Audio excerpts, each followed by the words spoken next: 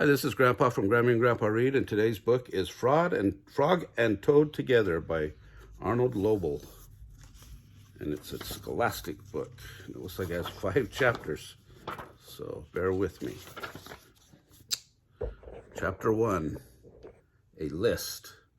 One morning, Toad sat in bed. "I have many things to do," he said. "I will write them all down on a list so that I can remember them."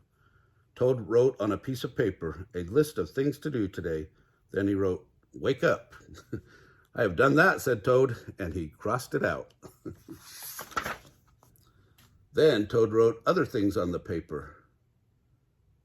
Eat breakfast, get dressed, go to Frog's house, take a walk with Frog, eat lunch, take nap, play games with Frog, eat supper, go to sleep. "There," said Toad, "now my day is all written down." He got out of bed and had something to eat. Then Toad crossed out, eat breakfast. Toad took his clothes out of the closet and put them on. Then he crossed out, get dressed. Toad put the list in his pocket. He opened the door and walked out into the morning. Soon Toad was at Frog's front door. He took out the list from his pocket and crossed out, go to Frog's house.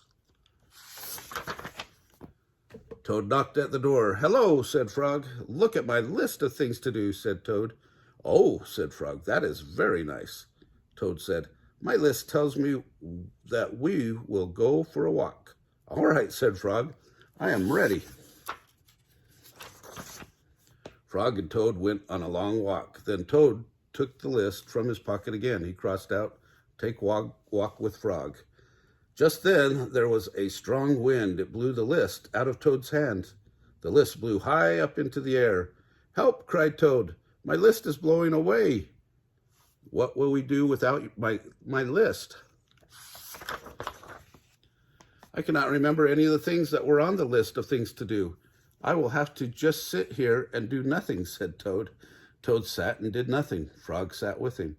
After a long time, Frog said, "Toad, it is getting dark. We should be going to sleep now." "Go to sleep?"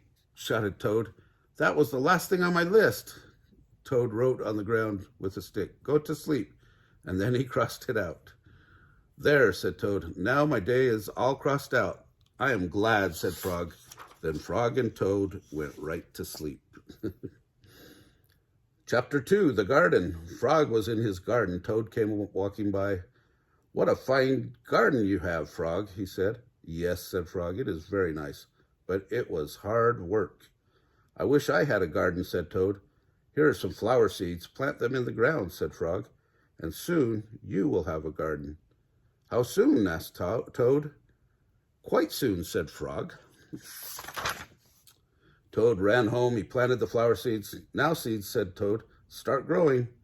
Toad walked up and down a few times. The seeds did not start to grow. Toad put his head close to the ground and said softly, "Now, seeds, start growing." Toad looked at the ground again. The seeds did not start to grow. Toad put his head very close to the ground and shouted, "Now, seeds, start growing." Frog came running up the path. "What is all this noise?" he asked. "My seeds will not grow," said Toad.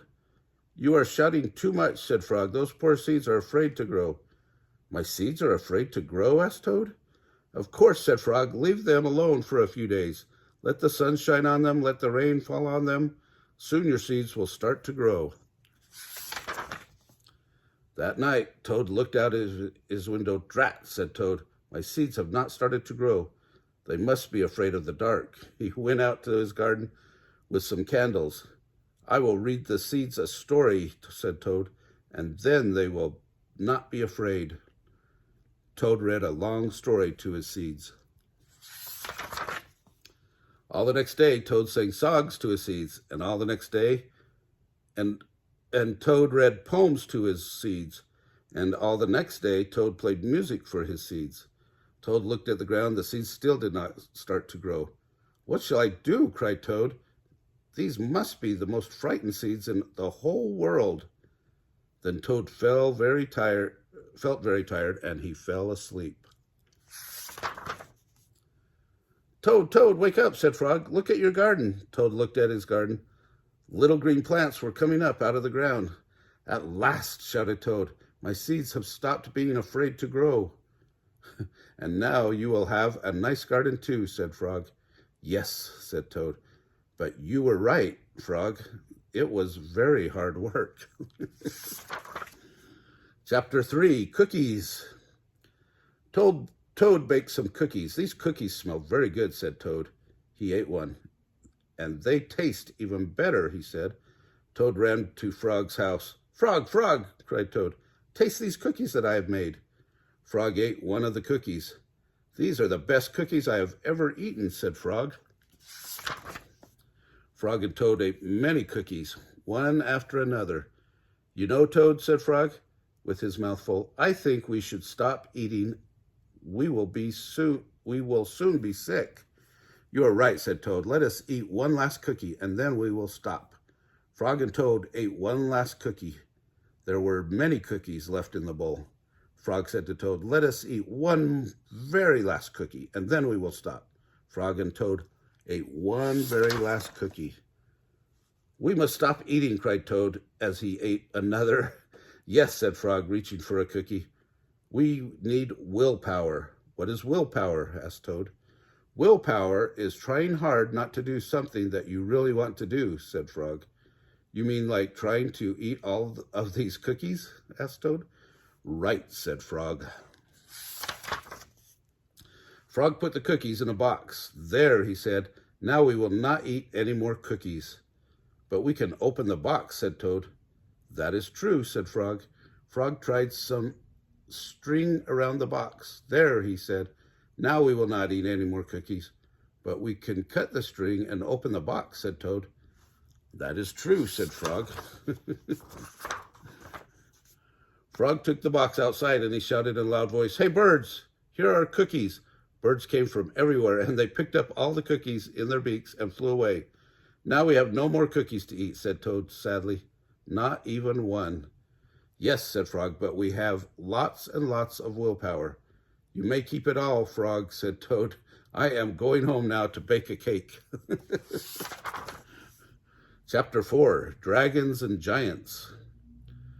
Frog and Toad were reading a book together. The people in this book were brave, said Toad.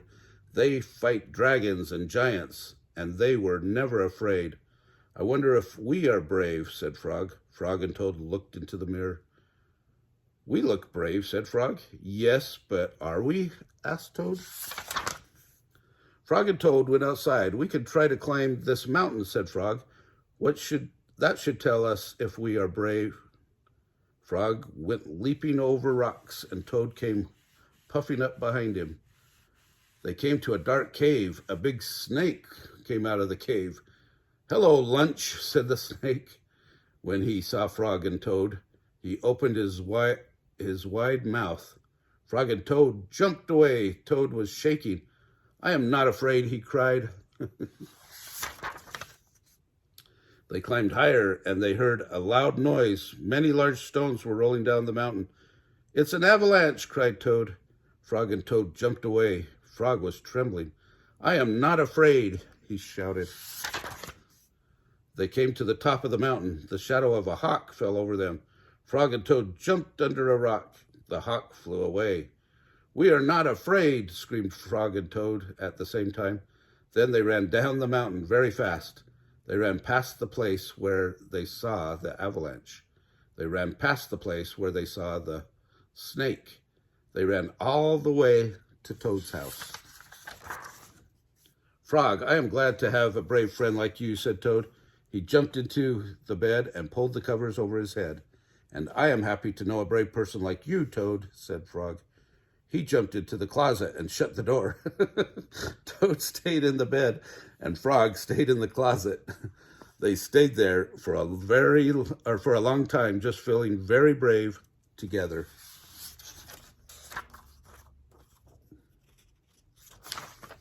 Chapter 5, The Dream.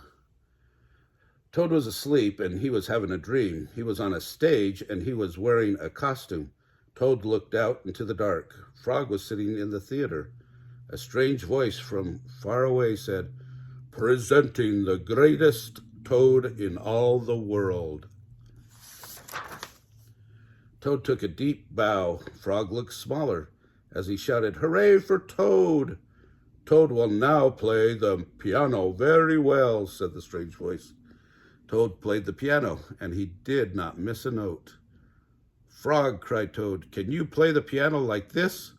"No," said Frog. It seemed to Toad that Frog looked even smaller. "Toad will now walk on a high wire, and he will not fall down," said the voice. Toad walked on the high wire. "Frog," cried Toad, "can you do tricks like this?" "No," peeped Frog, who looked very, very small. "Toad will now dance, and he will be wonderful," said the voice. "Frog, can you be as wonderful as this?" said Toad as he danced all over the stage. There was no answer. Toad looked out into the theater. Frog was so small that he could not even be seen or heard. "Frog," said Toad, "where are you?" There was still no answer. "Frog, what have I done?" cried Toad.